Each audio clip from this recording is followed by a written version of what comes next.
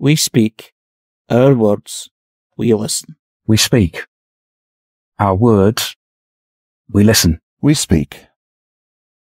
Our words. We listen. We speak. Our words. We listen. I've been looking forward to this conversation, Andrew. What you asked us to do. In our last conversation, you had a phrase about elephants in the room.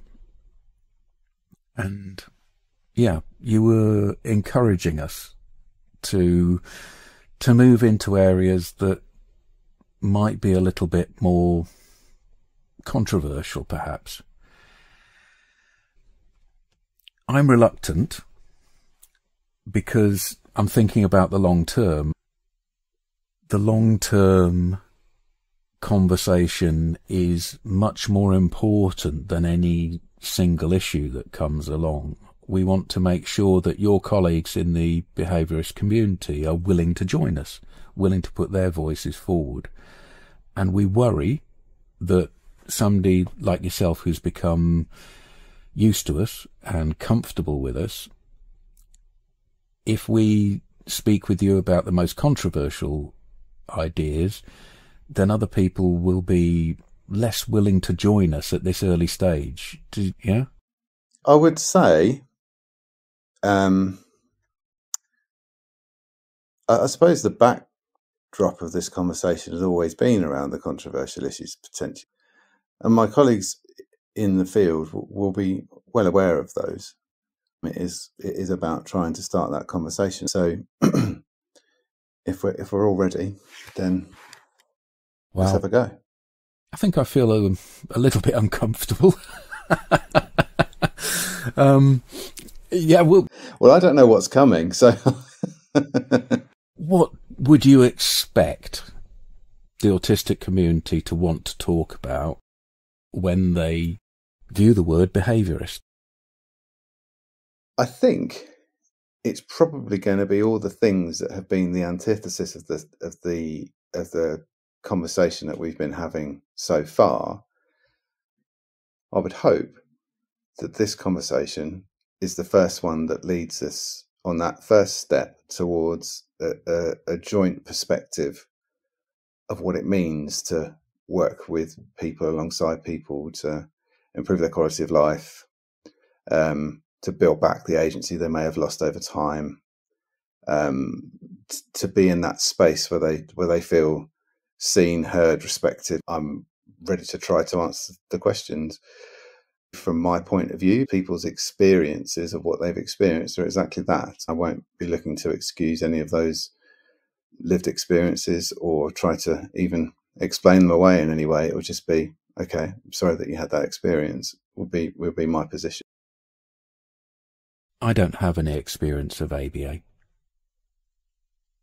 I have a child, a grown woman now, who was autistic, and I didn't look for supports from outside my family.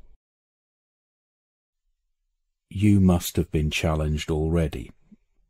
What are those challenges that people bring forth? Gosh, first of all, I've not been challenged directly. My work has been predominantly in the education system. What I have seen in predominantly the social media space, I guess, although again, I haven't engaged massively. What I've seen is a swell of information that's not quite right, that seems to fit or seems to develop, or seems to establish, should I say, a block on this very type of conversation, that nobody should in any way engage with somebody speaking about participating, practicing in the field of behaviour analysis. I've seen the concerns that exist around an ableist approach and a medicalised model for working with changing children, people, to fit a mould that just isn't their mould. Conform, I suppose, is the best phraseology. So conform to a system, conform to a classroom, conform to parental expectation, and so on. Ableist is a word that's not really in my vocabulary. I've never had to have it in my vocabulary.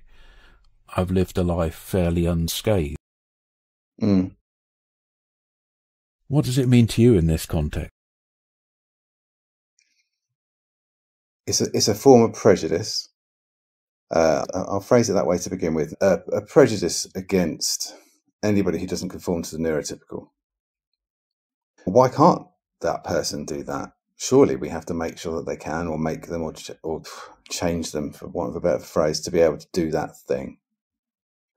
I guess it's not making adaptations in an environment for somebody simply because, well, they should be able to do that. It's time they learn how to do that.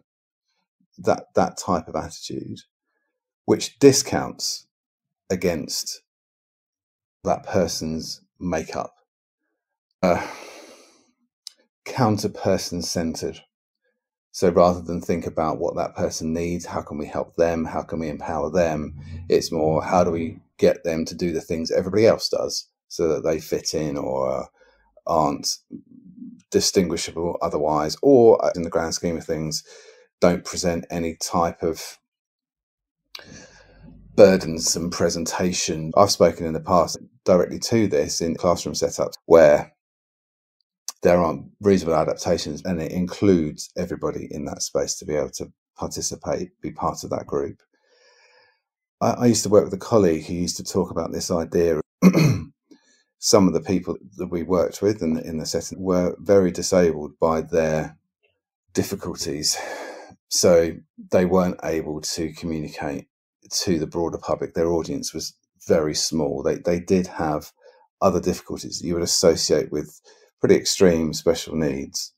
We always used to speculate whether that was anything to do with autism or not, and we tended to discuss that it wasn't. It's just these people happen to have a diagnosis. She used to talk about this idea that an ableist attitude would be, we don't have ramps for wheelchairs because people should be able to walk. And I know that's a very kind of striking, sort of stark image, but it's that kind of premise that if somebody has an adaptation that they need, then just make that adaptation. Okay, bringing that back to autism, what's the equivalent? Well, I apologise. I feel like I sound like I always reference education, but the only reason I do it is because with children is where it all starts for me. Don't apologise. Please don't apologise. Nobody who comes on this programme and on this journey with us, this conversation with us, should need to apologise for their frame of reference. If your experience is within education, use that because it's real. Thank you. I've worked with a lot of children who kind of get to that year 5 stage, so they're about 9 or 10 years old, that are just not coping now with the added collision of social expectation, busy environments in classrooms, fast pace, not enough time to process information and so forth. The attitude in those spaces has been, well, they've been fine to this point, so why can't they just carry on? Or, more to the point, taking an ableist position of, well, look, it's all very simple. I've told them exactly what they need to do, so I don't understand why we now have a child who's showing signs of distress. Those circumstances, until someone like myself has got involved, has tended to lead down these very elaborate intervention, for want of a better word, programs around behaviour management in schools. And in the most extreme circumstances has come to the point where people are saying, we're just not sure we can meet their needs anymore, and therefore the only option for them is to leave to a different type of setting. Where it really made such a big difference to these children. It was simply just pointing out that, and this sounds so simple, and again, just you would think people would recognise it, but they don't. In those circumstances, it was understanding that there was a certain limit to that child's ability to be able to cope in that space. And we took that on face value. So this is a problem for you. Okay, what do we do? The work in that was much more around stripping away all the overly complicated, unnecessary targets around behaviour improvement and thinking much more about it from a person's point of view. It looks like this child can handle around 15 to 20 minutes in a classroom space. In addition, those particular children were getting through their set work particularly quickly. They were assigned the work and did the work. The work was finished. And now they were just left to navigate the very uncertain and strange environment. Some children working, some being disruptive, increasing noise levels. The support was simply getting buy-in from the school that it was perfectly legitimate for that child to let the teacher know they'd finished their work, and could they please leave the room and go to a quiet space in, say, the library, or go sit on a coding program this particular child did, or go and read a book which another child did, and some others just wanted to just sit and be quiet in a space. Some people's expectations would be for an ABA practitioner to insist on the child staying within the original environment and to be supported to remain there, to be trained, brought to a way of being in that moment that attempts to enable them to overcome the difficulties that they're having right there and then. Mm. You're saying the opposite from your experience. I'm only pausing because I'm just trying to think how to set this out in a logical order. Do ABA practitioners do that? Yes. Do school systems want children to attend in the classrooms? Yes. Do parents want that to be the case also? Yes. It being mutually exclusive is just something that needs to be part of the conversation for person-centeredness. There is a central tenet to behaviourism is trying to find out why people do stuff. That's called the functions of the behaviour. Now, to understand, to pick apart what the function is, you have to go through various kind of iterations of looking at the environment and what that then selects, or what then a child does in that environment. And there's this inherent fear that if you allow a child to move away from a classroom space when they can't cope anymore, is that somehow they'll just do that more. And when I work with those circumstances, my point of view is, if somebody says that to me, I said, that's just a guess. You're applying your own, I suppose in a way you could say ableist, maybe, but let's just say your own set of values, your own set of perspectives onto that child. You are telling me, you're guessing that if you allow them to leave a classroom space, then that's just what they'll do. And it becomes this kind of cod logic. But the art in behaviourism, or the perspective taking in behaviourism, is simply to be able to label the situation that you see correctly. And so, here is a child who gets to a certain point reliably and has difficulty being in that space. Fact one. How long does that normally tend to take? Is our first investigation to establish fact two. And then three is, okay, what we'll do then is empower that child to give them that agency to say, I need help right now, or I'm not happy right now, or I need to leave right now. The next mistake people make is to say, okay, then we will stick with the fact of the usual amount of time that child has or can cope, and we'll rigidly stick to it. So every 5 minutes that child can leave, every 10 minutes that child can leave. But that then withdraws the agency again.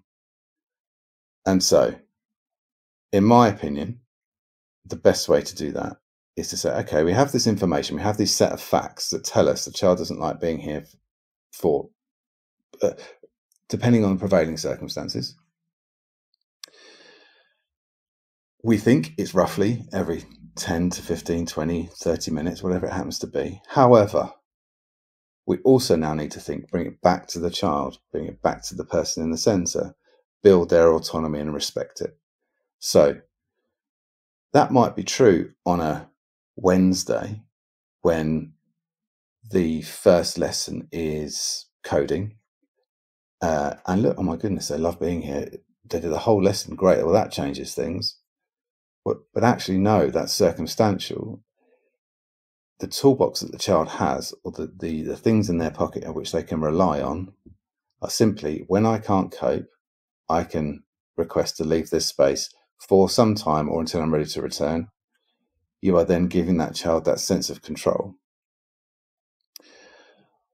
What tends to happen, and what I've seen across the myriad presentations of children with the special educational needs in mainstream and special schools, is that sense of security builds more resilience, as opposed to enforcing a set amount of time or set amount of circumstances under which that child has to attain, to your point, and then allowing that child to leave, because they just don't then have the control. And I think, just from observation, that tends to build anxiety, tends to build or undermine resilience. I think tends to establish a sense of, I don't know what's going to happen here today for that child.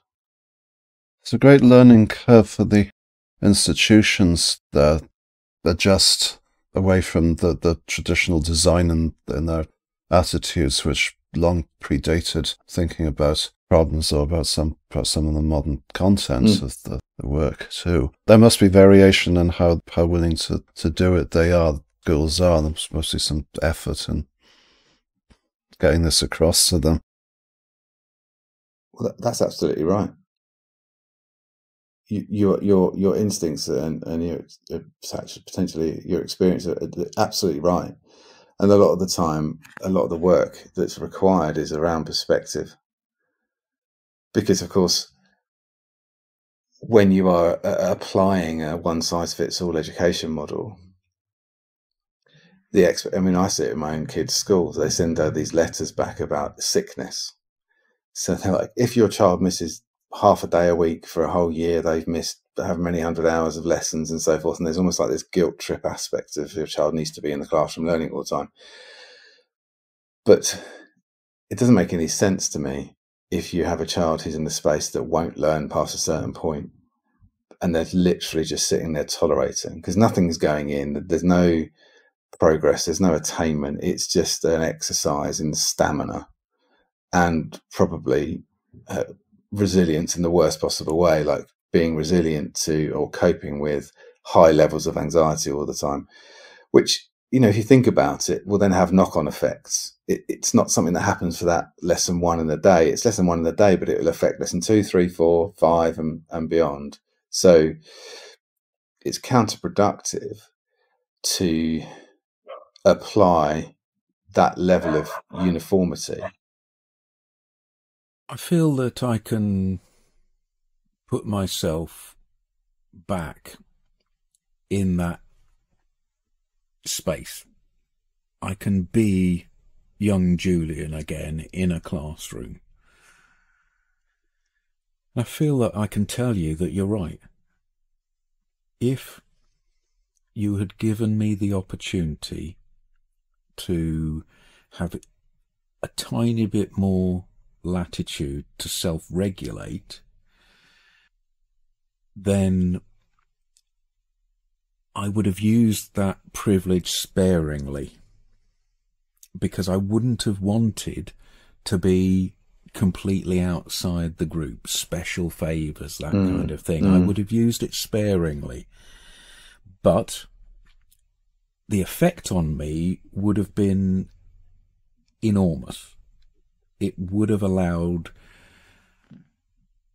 a whole day of learning not to be wasted on the basis of a short-term incident that took up my whole experience for the rest of the day. allowing me to leave, to go outside and stand under a tree for 15 minutes or 3 minutes or fucking 30 seconds sometimes is just enough. Now in my adult life, I have control over these things. And giving agency to that child, because you use behaviourism to understand the child rather than using behaviourism to mould the child to fit the society or the organisation they're in, makes sense to me. Yeah. It's the issue of behaviour policy in the end, probably.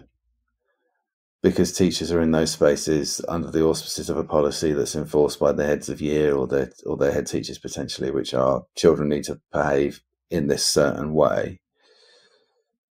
But people get lost, and they get lost in the perspective of what it means to support all people all of the time. And with such a light touch scenario, with such great benefits for the person in question, I just think even if that same person is banging that same drum, guessing that that child will then want to be out of the classroom all the time, there's two things for me there that's the immediate retort to that is, okay, well, if they do want to be out of the classroom all the time, why is that? And then secondly, if you think about a lot of children's life and, adults' life, particularly those that live in care, boil down to what's written down on paper about them, sadly. Especially when it comes to schooling and that transition from primary school to secondary school or what have you. And in some cases, the levels of support that are built in for a child are so elaborate and so involved that secondary schools will often look at these things in the supporting documentation and go, "Oh, we can't meet the needs of that child." And the point I'm just making is simply, if you read that somebody just needs to be able to be in control of how many breaks they take in any given point in time, because it then means that they progress and they attain. Oh, and by the way, here's their progress and attainment over the course of primary school. Then people go, "Oh, that's fine, no problem at all." And in fact, a lot of secondary schools now have a built-in mental health provision. They have spaces where children can retreat to if they need to. And so it is built there. I just think it's the job of people that are working in the first instance to be able to see through the crisis to the person at the centre of it and understand what it is that's causing that, and do everything that you can to build back the agency for that child. If they wanted to see me making still some good learning and serious use of the time concerned, they would have, because I'd have been happy to go to the library, as you originally mentioned earlier. I could have got my 30 seconds of relief in the process of walking to it. And mine would have been more likely to set me extra work than do that. If there's one thing you're going to feel averse to, is getting set extra work and getting the situation made to feel less easy as a result. But there's a serious reason for that. So the situation's not made to less easy and more burdensome for you. I've got less of an issue with opting out of group feeling. So autonomous use of time among books would be a really good thing and could be seen to be. Well, right. And that's, again, it's perspective, isn't it? What's wrong with this idea that somebody could be doing their set work against a curriculum or a syllabus that's aligned with their year group or what have you, and then, and actually do some extra reading? It seems to me to be unnecessarily burdensome, actually just a massive weight on somebody to be conforming all of the time, when the simple solution is possibly there. Now, look, it might not work all of the time. I'm just talking about a start point. And there, I've mentioned perspective a lot of times, and sometimes it's for parents as well. I mean, I'll use the word strong conversations with parents, particularly when I was working with much younger children. Their issue was their child didn't do what they said straight away all of the time. And why wasn't I working on that? And I took a moment. I thought it was a wind up to begin with. first of all, this child was 6. It's like 6-year-old boys. Good luck with, herding the cats that are 6-year-old boys in any case. And secondarily, I'm not going to go about establishing that as an expectation for success with that child, because that child was 6, but they'll become 7 and 8 and 15. You want me to teach them to grow up to be entirely compliant adult as they move through their life, and it became a conversation about safeguarding. So there's this idea of taking the position of the child, but also understanding what's safe and what's right to do in lots of ways is something else that needs to be brought back in, because of course their perspective was very much one of recovery. Actually, they didn't like the fact that their child was autistic, and I say that in such a way that I know is shocking, but it's true. And that, I think, is possibly something that exists in society as well. I'd like to link your description of ableism earlier as a prejudice against people with a disability, in this case, autism. It's almost as though you as a professional are put between embedded ableist principles in society and in the expectation of parents and the individual child themselves. Most autistic listeners, I think, would have come here with the expectation that behaviourism is very much part of the reinforcement and the insistence of those ableist principles and actions to change a child. But you're saying the opposite. We talked about elephants in the room, and next week we have a conversation with an autistic, let's call them social media commentator. Their space, their way of normal communication is to share posts, because that's the thing that gives them probably a feeling of having an audience. So we're giving them another audience here on Autistic Radio. The post we picked up to speak with them about was about the Telegraph article, which you will be aware of. An article which described how autism was being reversed in a pair of twins in the United States because they were receiving support from behaviourists and a very intense nutrition program. Now, what occurs to me is, when you described in a previous episode about how behaviourism is a regulated profession, a profession that has an organisation behind it that's getting stronger and stronger. But then we don't see anybody from the UK Society of Behaviour Analysts publicly taking up the cause and speaking to the Daily Telegraph and the tabloids that then pick it up and explain that they wish to differentiate themselves from the behaviourism that's described, differentiate themselves from the idea that we can be cured. Yeah, that's a fair observation. It was spoken about. I don't think anything's been done with it. I'm going to chase that up, though. You make an excellent point. Well, that article was a number of things. It was ridiculous in the sense that it was couched as research. It had echoes of the Lovaas perspective that's quite often referenced. It was going back into I think the 90s, which is around people being indistinguishable from their peers as a measure of success. Are they now less autistic than they were before? Which, even saying it, just... The whole idea of autism being cured or being moulded to conform, to not act the way that you should naturally feel or naturally feel that you are, is a concern to a lot of people.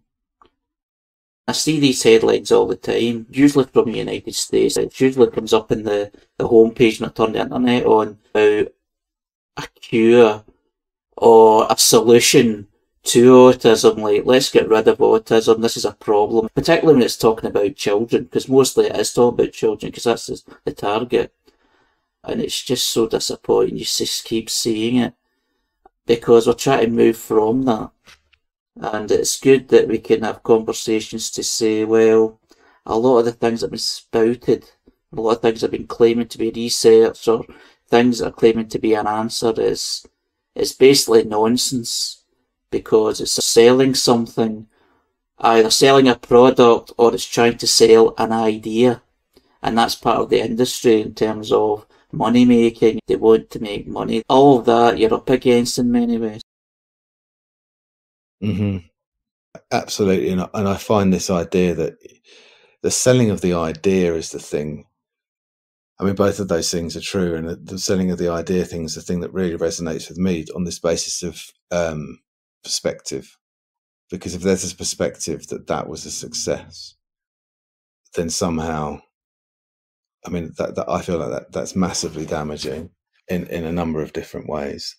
And it goes back down. It just confirms the point that we've been saying along the way, that, you know, there's a pathologizing of autism, a medical model of autism that prevails. I'm going to address an elephant in the room. I think, let's take that school where the perception is ABA professionals will be working to ensure that that child is able to stay in that classroom no matter what. That's the measure of success. That does happen.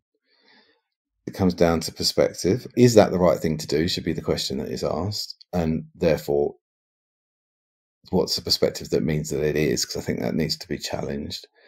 And the second thing to say is that when you're working with people and you're working with this idea of reinforcing certain behaviours and so forth, so that person does those things more, that is the sphere of behaviourism, right?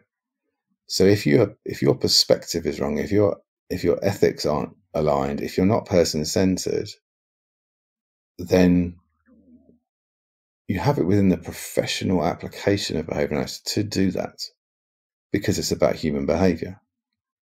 My point is that that's the thing that needs to be regulated. That's the thing that needs to have the person-centred perspective at all times.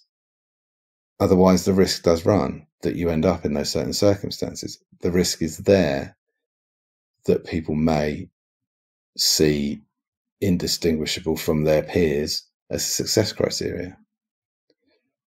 I think that's probably the elephant in the room, and the sympathy and empathy with those people that point that stuff out. So, because to a certain extent, they may well have seen that. That may well have been the perspective from which they are drawing. There's a necessity for this kind of continual, almost policy, but policy with a small p, just to make sure that people really understand what it is that they're doing. I want to read you something. I'm a subscriber to Autism Parenting magazine. Mm-hmm.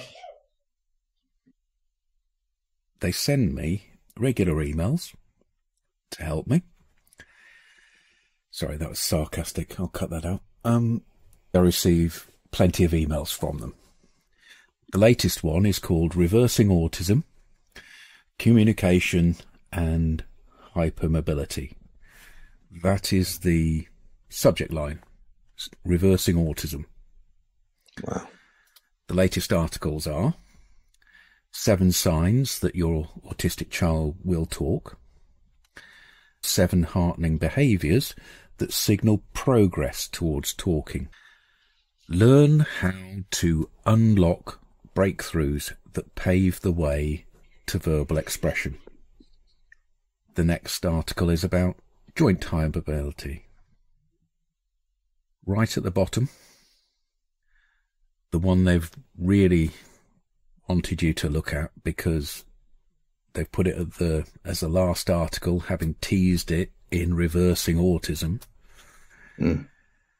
Miracle trial claims that severe autism might be reversed. A pioneering study offers hope that early intensive intervention can dramatically improve outcomes for children with severe autism. Researchers report unprecedented reversals in 2 young girls after 2 years of personalised therapy. While larger trials are needed, the results spotlight the potential to significantly enhance development, communication, and quality of life. Learn more about this exciting new development in autism diagnosis and treatment. Reverse it to what? What do they mean, reverse? You know what I mean? It's like, reverse it to normal, which there is no such thing. It's so dangerous.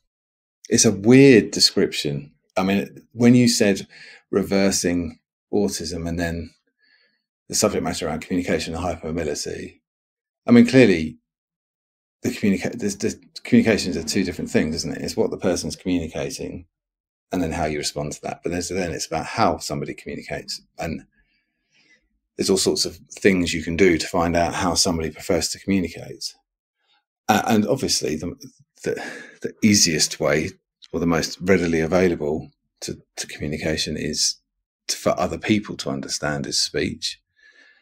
But this whole idea of reversing it, I don't know, I share the worry about that terminology and this idea of, again, selling this idea, because that's in the public domain, right? So, all right, we're going out to find out about this new thing that's going to reverse my autistic child's difficulties. It's framed incredibly, as you say, worryingly. There's a historical element and the demand for reversal of any culturally colliding thing from parents.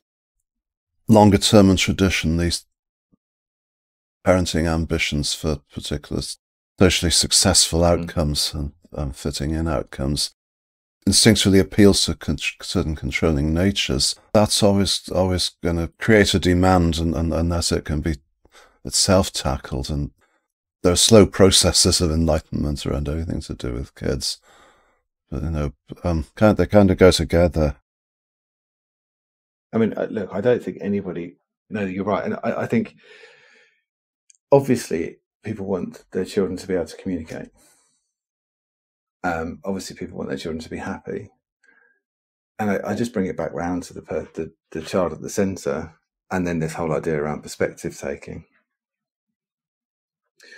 Because what are your next steps after that? The child has to find communication fun. It has to be for them as much as it is for everybody else. Starting with getting their needs and wants met. Can you recognise when a child is trying to get their needs met? That's the first thing. And then what's their best mode of communication for them? So is that sign? Is that pointing? Is that orientation? Are they showing signs of speech development? Because if they are and it's working well, then great. Let's elaborate with that.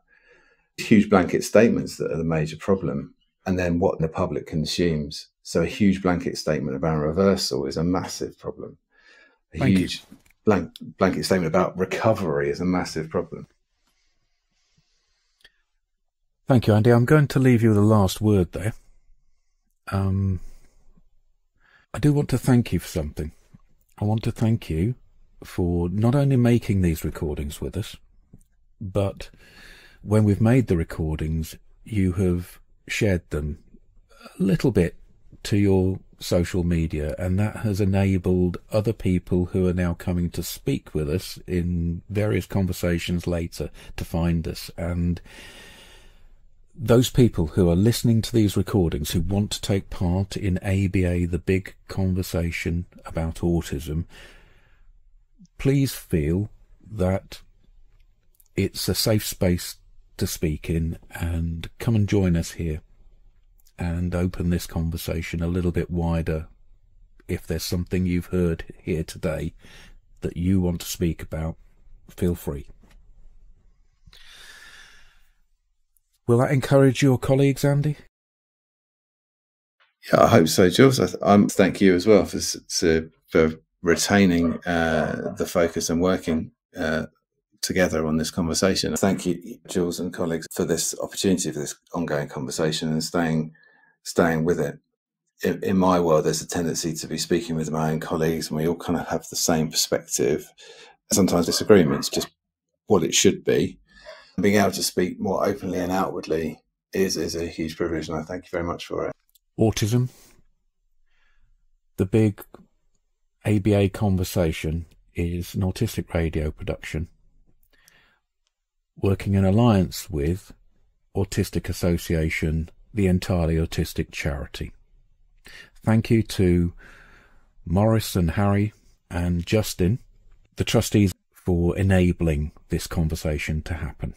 Join us again on Autistic Radio. Thank you.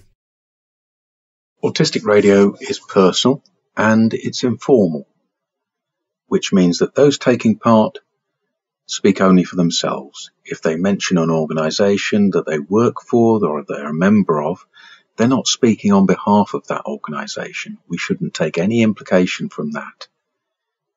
It's also the case that people's opinions change over time. So while this recording is there forever, people change.